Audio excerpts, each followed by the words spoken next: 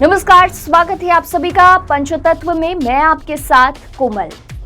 भाजपा ने सम्राट चौधरी को अपना नया प्रदेश अध्यक्ष बनाया, जिसके बाद से बिहार विधान परिषद में नेता प्रतिपक्ष की कुर्सी को लेकर चर्चाओं का बाजार गर्म है। दरअसल भाजपा पार्टी रूल के तहत कोई एक व्यक्ति पार्टी में दो पद पर नहीं रह सकता।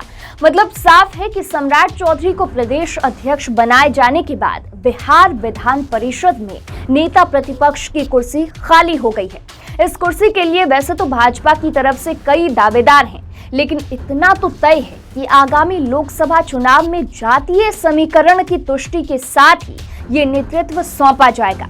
मुख्यमंत्री नीतीश कुमार और पूर्व मुख्यमंत्री राबड़ी देवी ये दोनों ही विधान परिषद के सदस्य हैं, तो भाजपा इस बात का भी विशेष ख्याल रखेगी कि वो ऐसा प्रतिपक्ष बनाए जो बेहतर ढंग से इन दोनों का ही सामना कर सके।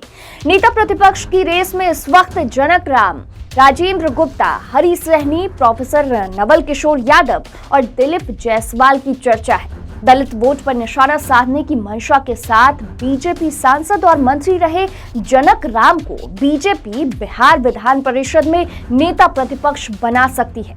जनक राम बसपा की राजनीति से बीजेपी में आए और गोपालगंज से सांसद भी बने।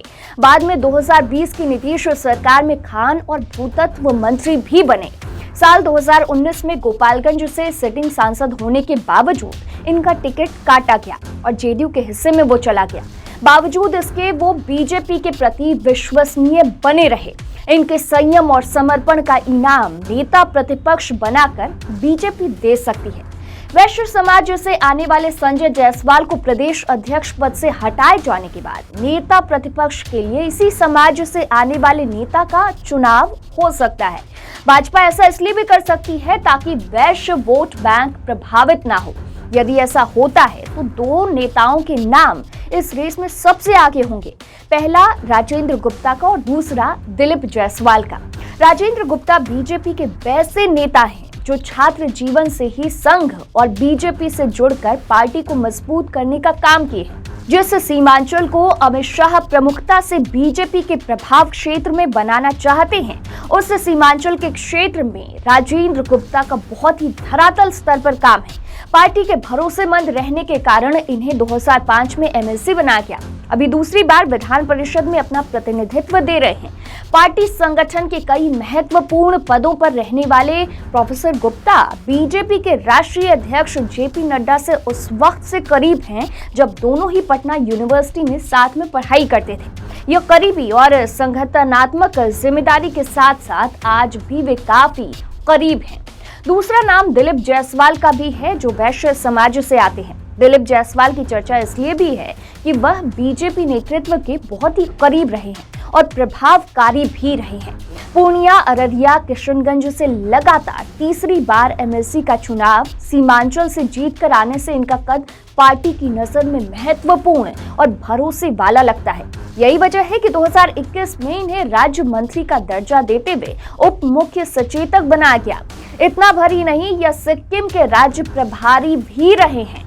इन्हें नेता प्रतिपक्ष बनाकर भाजपा एक तीर से दो निशाने साध सकती है। पहला संजय जायसवाल की भरपाई और दूसरा सीमांचल।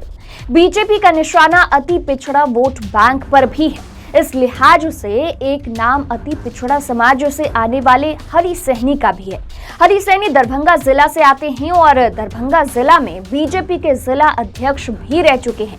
हरी सहनी ने 2005 में विधानसभा का चुनाव भी लड़ा था। पिछले विधानसभा चुनाव में केवटी विधानसभा से उम्मीदवार के रूप में इनके नाम की घोषणा भी हो गई थी, लेकिन बाद में इनका टिकट कट गया था, जिसके बाद अब बिहार विधान परिषद में इन्हें एमएलसी बनाया गया।